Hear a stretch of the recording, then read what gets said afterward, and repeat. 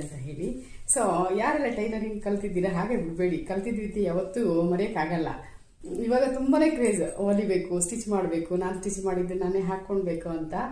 So stitch ಮಾಡ್ತಾ ಇದ್ದೀನಿ, ಅಂದರೆ ಬ್ಲೌಸಸ್ ನಾರ್ಮಲಿ ಸ್ಟಿಚ್ ಮಾಡ್ಕೊತಾ ಇದ್ದೆ, ಬೇರೆ ಆರಿ ವರ್ಕು ಅದು ಇದು ನಾನು ಹೊರಗಡೆ ಕೊಡ್ತಾ ಇದ್ದೆ.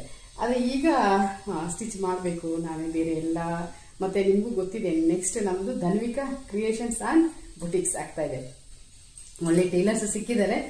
ಈಗ ನವರಾತ್ರಿ ಏನೇ ಸ್ಟಾರ್ಟ್ ಮಾಡ್ತಾ ಇದ್ದೀವಿ. ಸೂಪರಾಗಿ ಎಲ್ಲ ಹೊಲ್ಕೊಡುವಂತಹ, ಎಲ್ಲ ಏನೇ ಡಿಸೈನ್ ಕಳಿಸಿದ್ರು ಹೊಲ್ಕೊಡುವಂತಹ ಟೈಲರ್ಸ್ ಸಿಕ್ಕಿದ್ದಾರೆ. ಆದಷ್ಟು ಬೇಗ ಸ್ಟಾರ್ಟ್ ಮಾಡ್ತೀವಿ. ಸೊ ಈಗ ಈ ಡ್ರೆಸ್ಸಲ್ಲಿ ಏನು ನಾನು ತೋರಿಸ್ತಾ ಇದ್ದೀನಿ, ಇದರಲ್ಲಿ ಸ್ಕರ್ಟ್ ಹೊಲಿಯೋಣ ಅಂತ ಇದ್ದೀನಿ. ಹೊಲಿದ್ಬಿಟ್ಟು ನಾನು ಶೇರ್ ಮಾಡ್ತೀನಿ. Thank you.